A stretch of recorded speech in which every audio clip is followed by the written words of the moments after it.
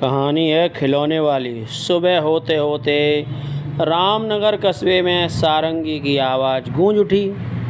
वहाँ कड़-कड़ में उल्लास छा जाता।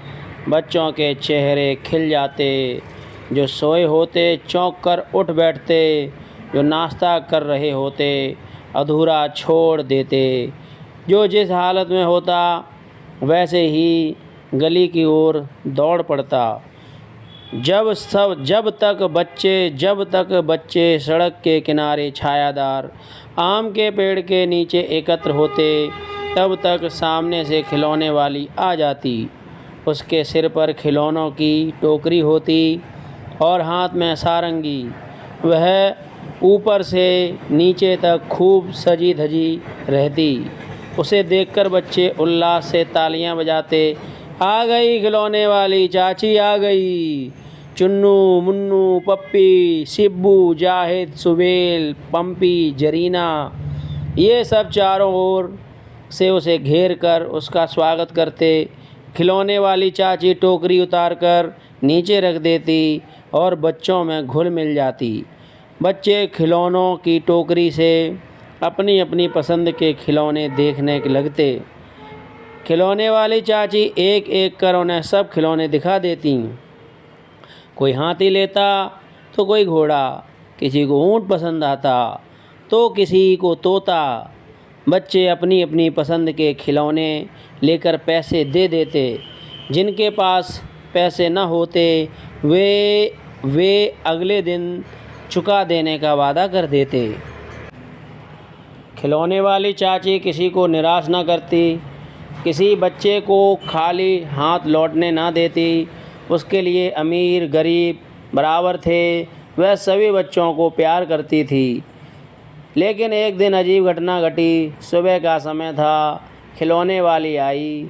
बच्चे उसे घेर कर मनपसंद खिलौने लेने लगे, किंतु 7 वर्ष का एक मासूम बालक अभिषेक कुछ दूरी पर उदास खड़ा ललचाई आँखों से खिलौने वाली खिलौनों को निहार रहा था।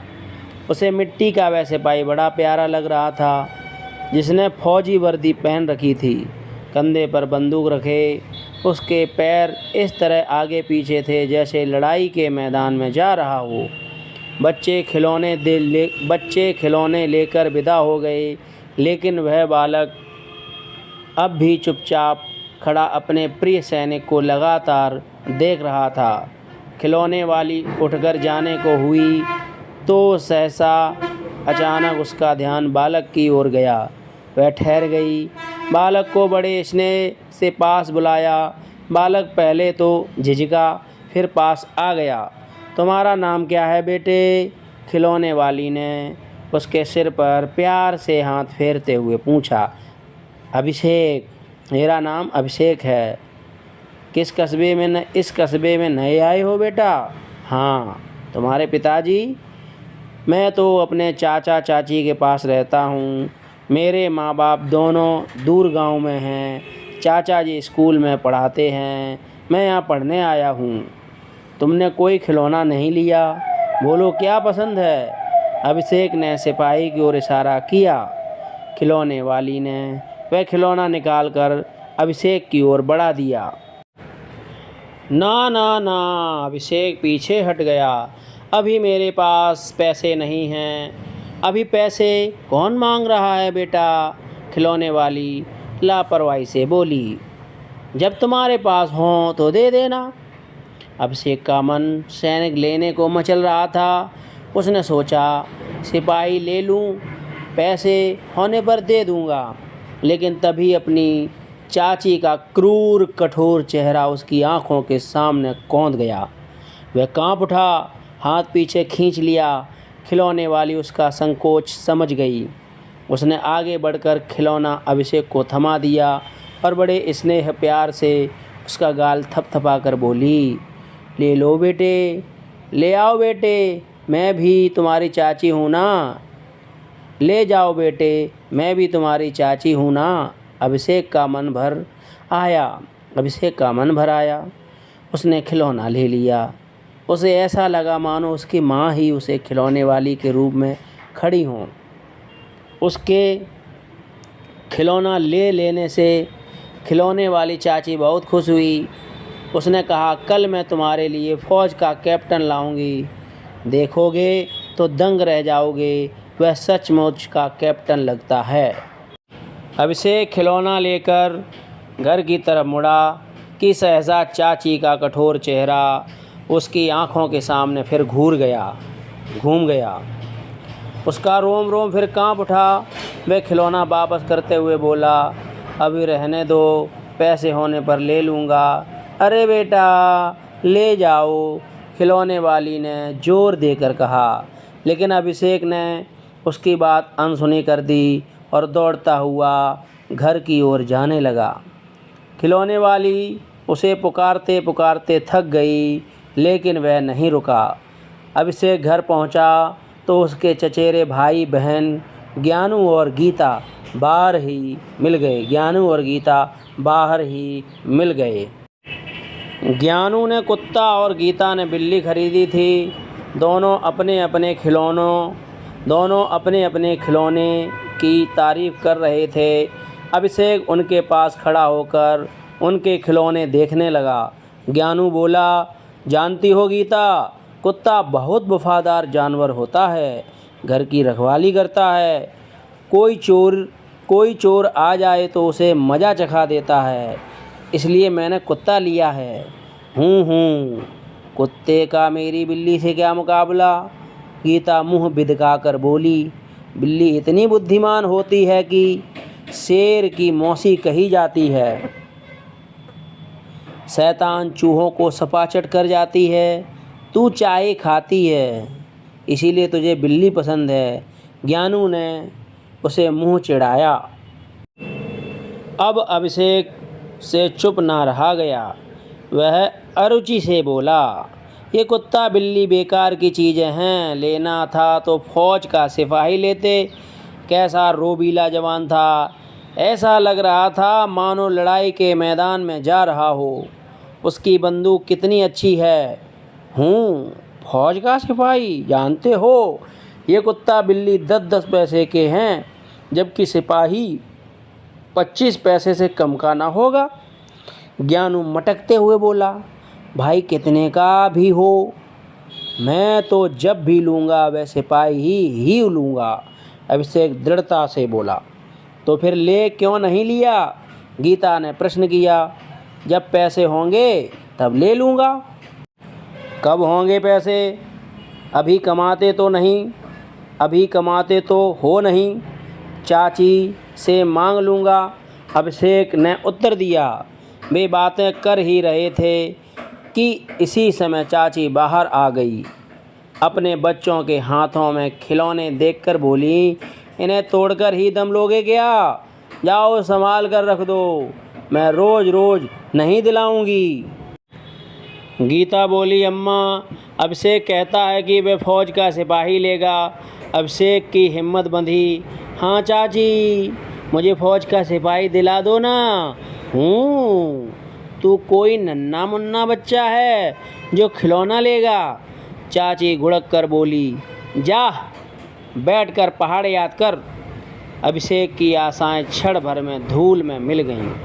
वह चुपचाप अंदर आकर पहाड़े याद करने लगा, लेकिन उसका मन कहीं और था। वास्तव में उसका मन फ़ौज के उस सिपाही के पास था जो कंधे पर बंदूक रखे युद्ध भूमि की ओर जा रहा था। उसने अपनी किताब में पढ़ा था कि सिपाही लोग बड़े साहसी और बहादुर होते हैं। वे अपने देश की रक्षा के लिए अपने प्राण तक दे देते हैं, इसीलिए सब उनका सम्मान करते हैं। वह सोच रहा था कि खिलौने बेचने वाली चाची कितनी अच्छी है, मुफ्त में सिपाही दे रही थी, मगर चाची के डर से मैंने नहीं लिया। आखिर चाची मुझ पर इतनी बिगड़ती क्यों हैं? अबोध अभिषेक की समझ में कोई कारण नहीं आ सका। रात को वह बिस्तर पर लेटा तो फ़ौज का सिपाही उसके सामने आ खड़ा हुआ। खिलौने वाली चाची की प्यारी प्यारी सूरत आँखों में सजीव हो उठी, लेकिन अपनी चाची का बर्ताव याद कर उसे रोना आ गया। सुबह अभिषेक सोकर उठा तो उसके कानों में सारंगी की ध्वनि आवाज़ गूंज उठी। रोम रोम झंकृत हो गया। सिपाही की याद ताज़ा हो गई। उसने देखा कि ज्ञानू और गीता चाची से पैसे लेकर बाहर दौड़े जा रहे हैं। क्षण भर को उसका भी जी मचल उठा, लेकिन फिर वह उदास हो गया। काश मेरे पास भी पैसे होते। अपनी मजबूरी पर उसकी आंखें छलछला आईं। सारंगी की आवाज़ सुनाई न दे, इसलिए उसने अपने कानों पर हाथ रख लिए। वह सोचने लगा, अभी ज्ञानू और गीता खिलौने लेकर आते ही होंगे, मुझे फिर चिढ़ाएंगे। क्यों ना मैं कुछ देर के लिए बाहर चला जाऊं। ऐसा सोचकर वह घर से निकलकर सुनसान बगीचे की ओर चल दिया। खिलौने वाली आज बार बार बच्चों के झुंड में अभिषेक को ढूंढ रही थी, लेकिन उसका कहीं पता ना था। खिलौने वाली ने सोचा, उसकी चाची ने पैसे नहीं दिए होंगे, इसीलिए नहीं आया। बड़ा आत्मसम्मान है उस लड़के में। बेचारा सिपाही लेने के लिए कितना ललचा रहा था। घर मालूम होता तो खुद दे आती। बच्चे अपनी पसंद के खिलौने ले चुके थे। खिलौने वाली का मन नहीं माना। वह उसका घर पूछते हुई उधर की ओर चल पड़ी। अभिषेक बगीचे में बैठा था, गुमसुम और उदास। तभी खिलौने वाले की नज़र उस पर पड़ी। वह खुश हो गई। ओहो, तो तुम यहाँ छिपे बैठे हो, खिलौने देखने तक नहीं आए। खिलौने वाले उसके पास आ गई। अभिषेक की उदासी खिलौने वाली चाची की प्यारी मुस्कान में डूब गई।